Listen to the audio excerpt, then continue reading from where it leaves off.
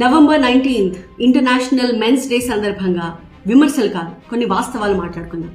పురుషులు ప్రపంచానికి ఇచ్చిన ప్రేమ, వారి శ్రమ, త్యాగాల గురించి మాట్లాడుకుందాం. ఇప్పుడు కొన్ని ఇంట్రెస్టింగ్ ఫ్యాక్ట్స్ అండ్ ఫిగర్స్ మీ ముందు పెడతాను, వింటే మీరు కూడా ఆశ్చర్యపోతారు. ప్రపంచవ్యాప్తంగా సర్వీస్ సెక్టర్లో ఆధిపత్యం పురుషులదే.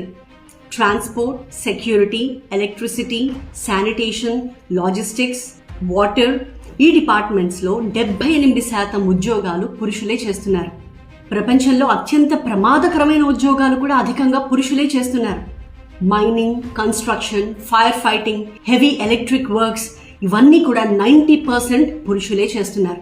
ఆర్మీ, నేవీ, ఎయిర్ ఫోర్స్, భద్రతా బలగాల్లో 85% పురుషులే నిర్వర్తిస్తున్నారు.